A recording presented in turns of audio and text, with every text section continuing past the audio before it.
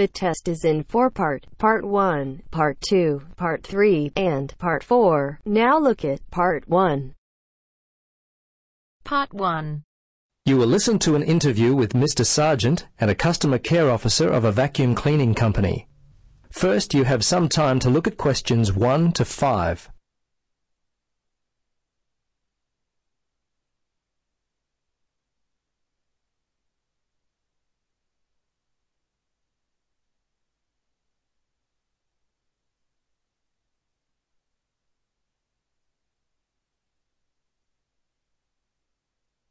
Now, listen carefully and answer questions 1 to 5.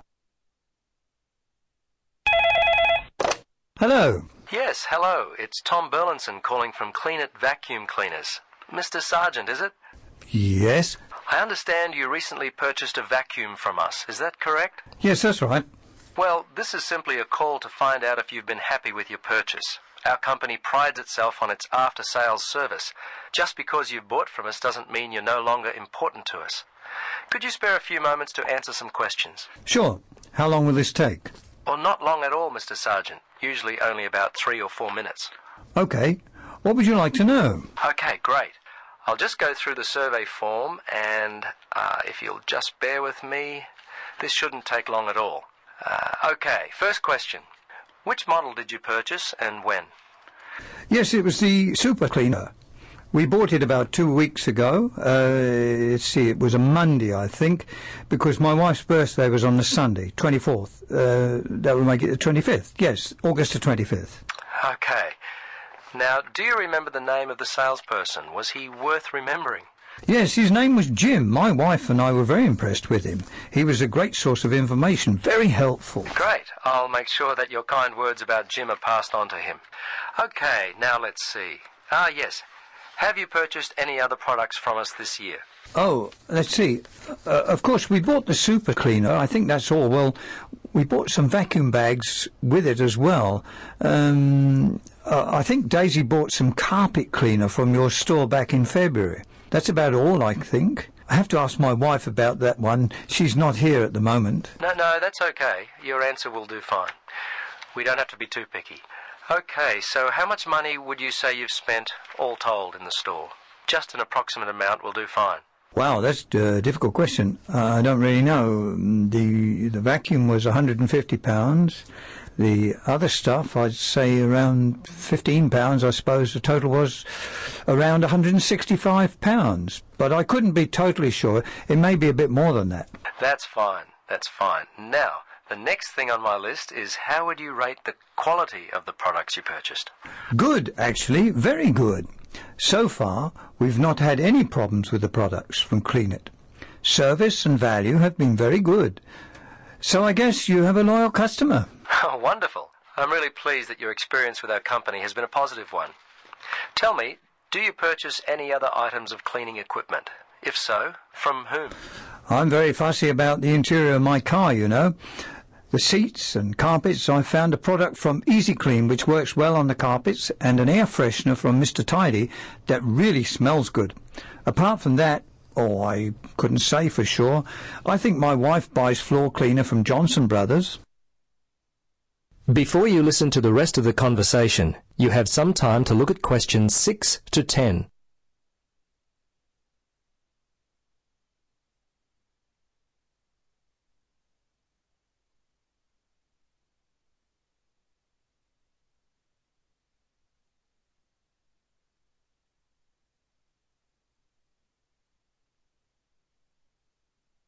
Now listen and answer questions 6 to 10.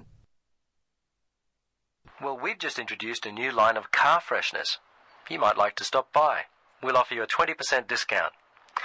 Okay, we're almost to the end of the questions. Now, I know you were happy with Jim, but overall, how would you rate the quality of our service? Fine. I thought it was good.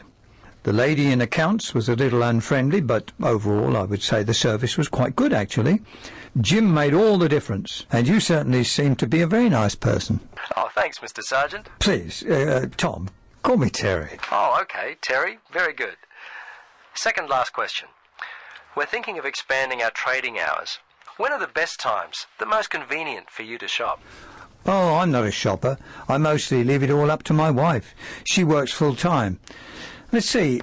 For me, I guess I'd have to say Sundays between 1 and 3, and I'm not working on Thursdays now, so if I had to, I guess Thursdays between, say, 11 and 12 noon. Okay. Last question, Mr. Sergeant. Terry, do you have any other suggestions for us? Anything at all? Well, come to think of it now, there was one thing. Turn up the air conditioner. I seem to remember sweltering in there, and it was unpleasant and hot. Also, and this is just me, I always like to have some music playing, quietly in the background. It just makes the place seem friendlier, more professional. Well, I'll certainly mention that to management. Well, that's it. Thanks so much for your time, Terry. If there is anything we can do in the future to help you, don't hesitate to call us. Okay, bye now. Yes, bye-bye, and thanks again.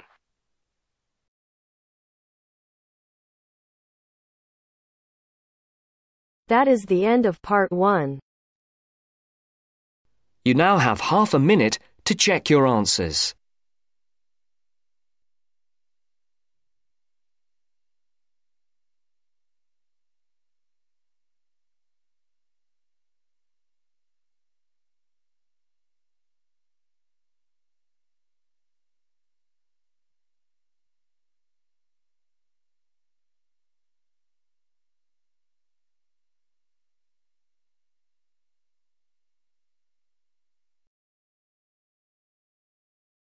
Now turns to part 2.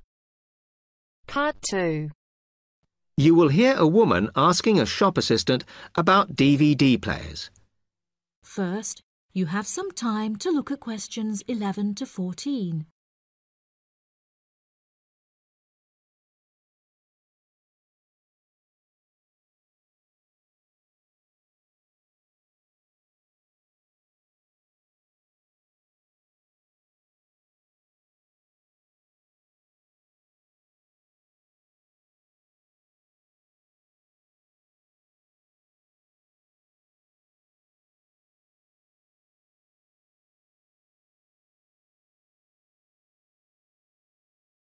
Now listen carefully and answer questions 11 to 14. Hello, I'm interested in buying a DVD player. Can you help me, as I don't know very much about them? Of course. We sell quite a range. Actually, we're doing a customer survey at the moment, so I wonder if I could fill in this form about you, and that will actually help me to advise you on the best DVD player for you. Oh, okay. First of all, your occupation. Student. Okay. Then, have you already got a DVD player? No, I've never had one before. Uh-huh. And how much do you think you want to spend on a player? I'm not sure, really, but I have got a budget.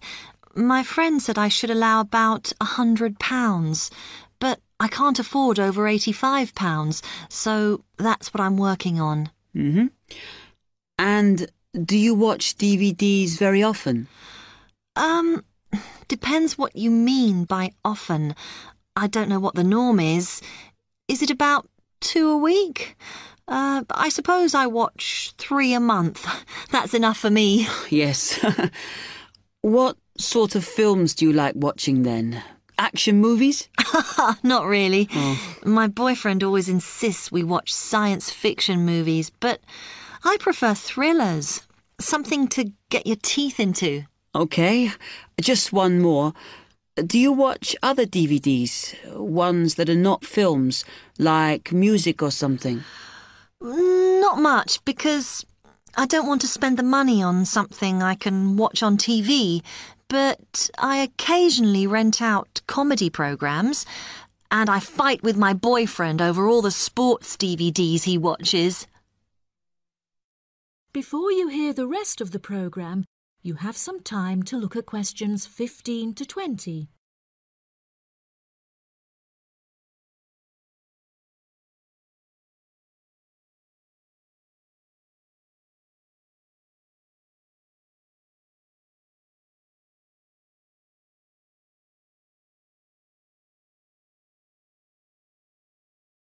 Now listen and answer questions 15 to 20. OK, let me explain a bit to you about the DVD players that are in your price range.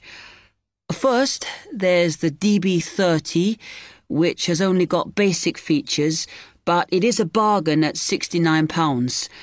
Now, all the DVDs come with an after-sales service that starts when the guarantee runs out. As it's so cheap, the DB30 comes with a limited after-sales service, as it only includes parts. You would have to pay for most of the repair. Seems okay. Then, a slight grade up from that is the XL643.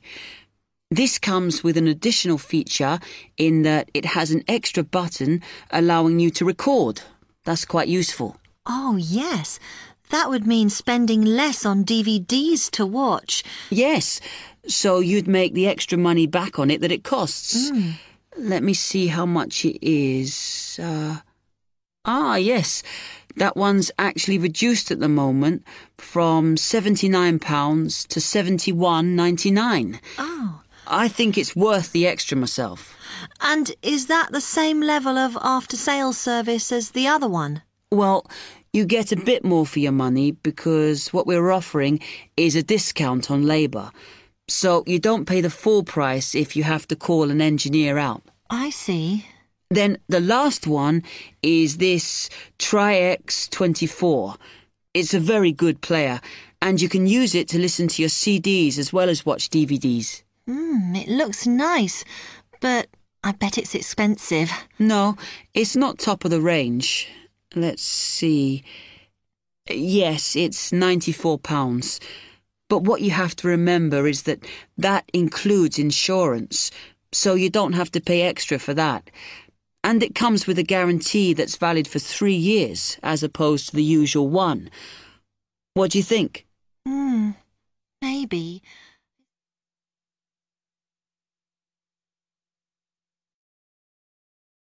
That is the end of part 2. You now have half a minute to check your answers.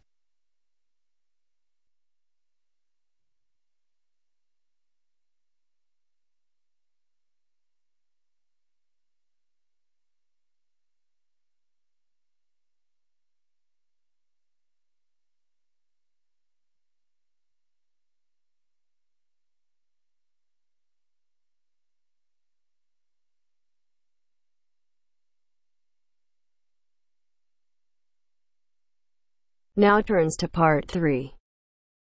Part 3. You will hear a talk on ocean spills.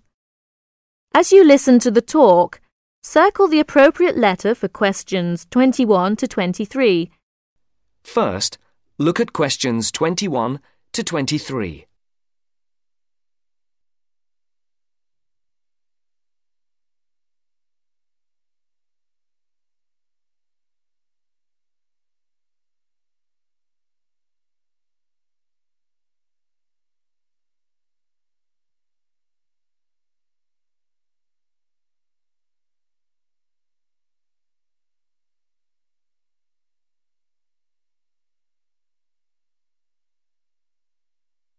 As you listen, answer the questions. Good morning, everyone. Today, I'll talk about unusual ocean spills that have occurred in the world's oceans. In November of 1992, people at beaches in Canada and Alaska noticed something strange. Blue turtles, red beavers, green frogs, and yellow ducks came bobbing toward them. They soon found out where the strange creatures were coming from. A ship from Hong Kong was on its way to Tacoma, Washington, when it was hit by a severe storm in the middle of the Pacific Ocean. During the storm, huge waves washed 12 containers overboard. Inside the containers were 29,000 plastic bath toys. One of the containers opened, and thousands of plastic bath toys spilled out and began to float across the Pacific Ocean. 10 months later, the first yellow ducks arrived on the North American shore. Beachcombers along the shore began to find the toys and reported them to local newspapers. But the people who were most excited by the plastic toys were the oceanographers. It gave them an opportunity to study ocean currents and winds. Before the conversation continues, look at questions 24 to 30.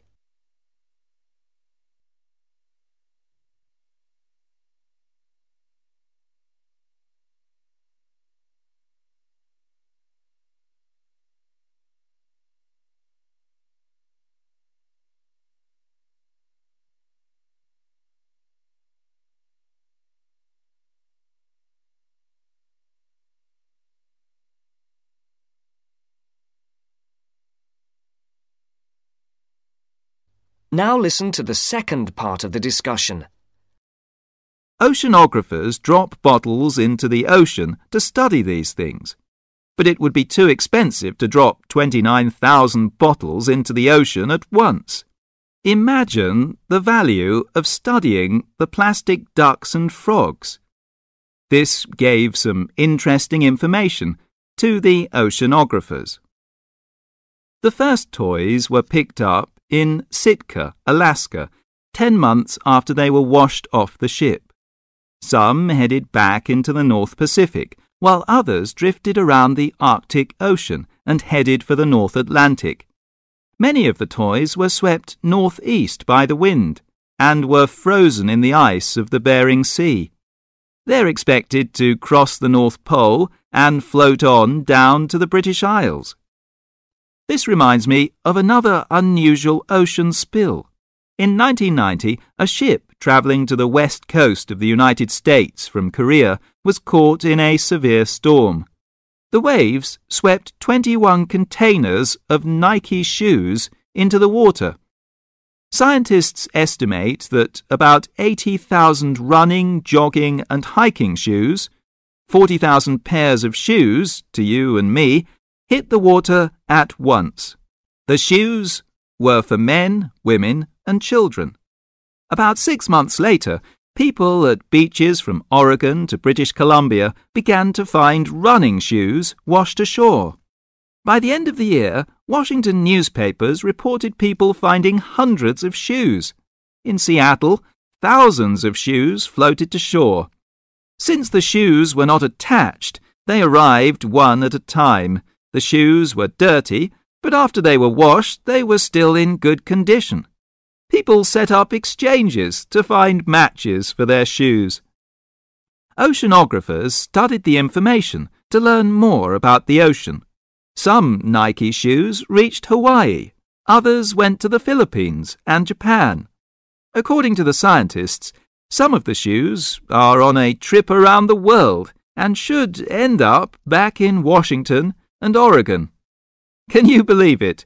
Many pairs of running shoes, as well as plastic ducks and frogs, are still on their ocean journey. So if you go to a beach anywhere in the world, don't be surprised if you see a green plastic frog or a woman's size 7 jogging shoe bobbing toward you. So keep your eyes out so you may find free bath toys and even a new pair of shoes. Thank you for attending my lecture. That is the end of part 3. You now have half a minute to check your answers.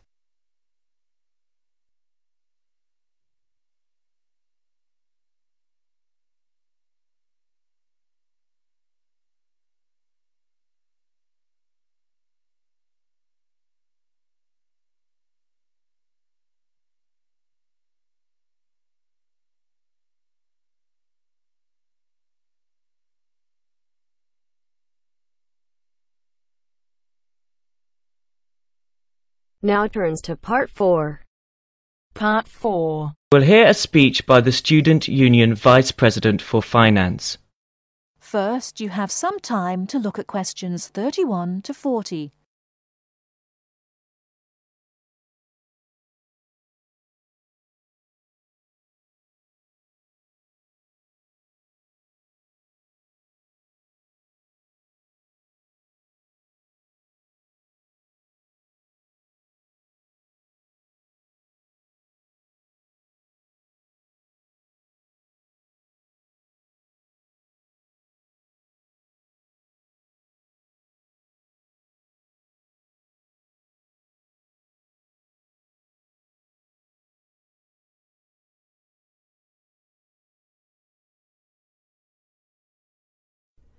Now listen carefully and answer questions 31 to 40.